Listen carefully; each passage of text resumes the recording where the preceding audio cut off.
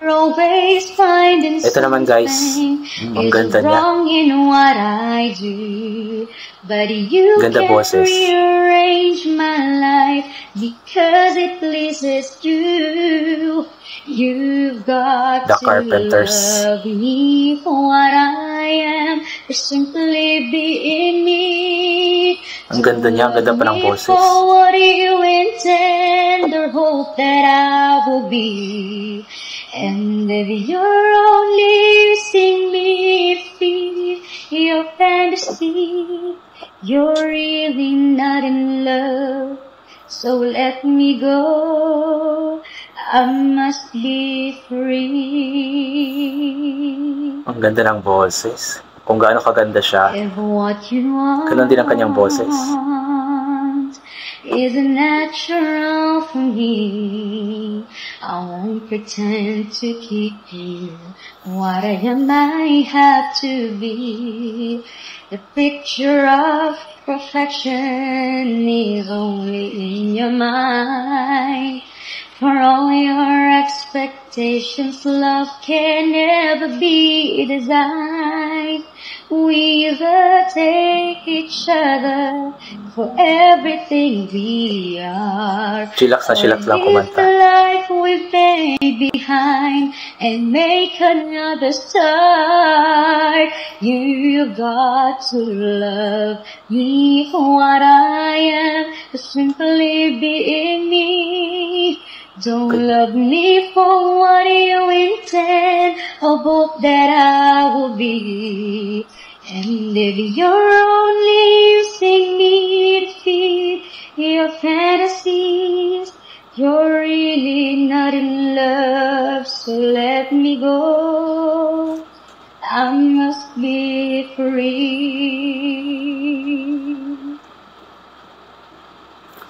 I wish Uy, I could go back ibang to kanta na the naman. very first day I saw you. Mix up pala to. Should have made my move when you Ito naman, Celine Dion. in my eyes. 'Cause right now I know that you'd feel the way that I do. And I'd whisper these words as you lie here by my side. Chillax na chillax siya kumanta. love you. Wow. Please say you love me too. These three words, they could change our lives forever.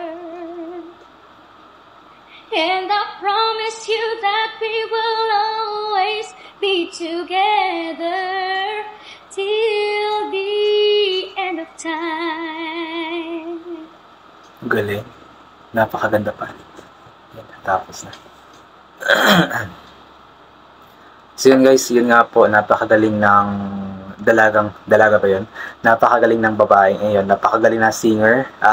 Aside nga po sa sobrang ganda na niya, ay napakaganda pa ng kanyang boses. Sabi ko nga kung gaano siya kaganda, ay ganoon din kaganda ang kanyang boses. Kaya kodo sa iyo ate kung sino ka man, di ko po alam kung anong pangalan niya.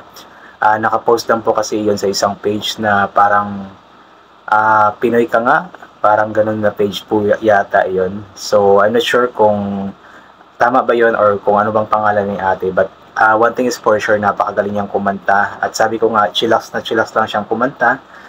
Wala kang makikita sa kanyang mukha na nahihirapan siya sa kanyang pagkanta. Although wala siyang gaanong birit, pero sinasabi ko nga, chillax lang, masarap pakinggan. Pampatulog ang boses. Yan, napakagaling ni ate. Talagang napakaraming mga kababayan nating mga Pilipino na napaka-talented talaga pagdating sa kantahan. At isa nga po si ate doon sa masasabi natin na napaka-talented. We'll hope na sana, di ko alam kung nakasali na siya sa mga kompetisyon sa TV, pero sana balang araw ay makita natin siya sa The Voice, Tawag ng Tanghalan, sa Singaling, sa The Clash. Nang sa ganun is mas maibahagi niya ang kanyang napakagandang boses sa ating mga Pilipino, sa mga kababayan niya sa buong Pilipinas, sa buong mundo. Yun, sa buong mundo na lang kasi alam naman natin yung social media, yung ating national TV is hindi lang siya pang national or pang Pilipinas. Meron din tayong mga channels or merong mga channels sa ibang bansa or sa buong mundo na napapanood nga po yun. So, we'll hope na makita natin si Ate balang araw at ma-discover siya, mabigyan ng break kasi talagang karapat-dapat din niya na mabigyan ng break, karapat-dapat din siya na sumikat, mabigyan ng pagkakataon na mas maibahagi ang kanyang talento sa pagkanta. So, chorus sa iyo Ate, very good, very good. Ipagpatuloy mo lang yung pagkanta-kanta mo. Isa na ako ngayon sa umahanga sa iyo. Kaso nga lang, hindi ko alam kung saan ko hahanapin ang mga videos mo. Anyway, regarding sa kanyang kinanta, first na kinanta niya is Love Me For What I Am yata, by The Carpenters. So, napakaganda ng kanyang pagkakanta. Sinasabi ko nga, chillax na chillax lang. Walang birit, pero ayun, chillax lang, nakaupo lang. At parang busy pa siya, parang nagtatype pa siya that time. Pero, magaling na magaling yung kanyang pagkanta.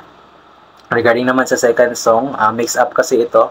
So, ano ba yung second song niya? I Love You by Celine Dion. So, magaling din yung pagkakanta niya. Chillax lang din, masarap pakinggan. Yung wala kang mararamdaman na sakit sa, or wala kang makikitang sakit sa kanyang mukha sa pagkanta niya ng kantang iyon. So, magaling na magaling si Ate. Chillax. Ayan. So, yun guys, I think hanggang dito na lamang po itong gagawin ko na reaction video. Bago nga pala ang lahat guys, gusto ko lang magpapasalamat sa lahat ng mga palagi bumabalik sa aking YouTube channel. Although ganito po yung contents natin, mga reaction videos sa mga talented na Pilipino, mga singers, ay meron pa ding nanonood kahit pa paano. Meron mga times na napakaliit ng views mo, pero may times din na tumataas yung views. Kasi yung tayong mga Pilipinos, kahit na hindi man lahat singers, ay mahilig tayo sa music.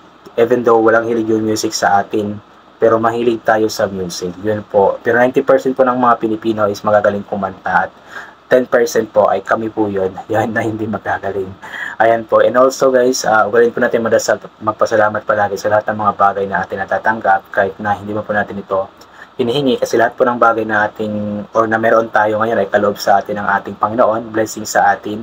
As long as palagi lamang tayo magdasal sa Kanya, magtiwala, ay paniguradong ibibigay niya kung ano man ang kalooban natin kahit na hindi man natin ito hinihingi sa Kanya. Also, every time na lalabas tayo, always bring mga protection sa katawan like payong, towel na pwedeng pantakip sa ulo or kapote para hindi tayo nababasa ng ulan kapag bigla-bigla na lamang pong umuulan. And kapag mainit, malaking gamit po yung payong or any towels na pwedeng matakip sa ating ulo.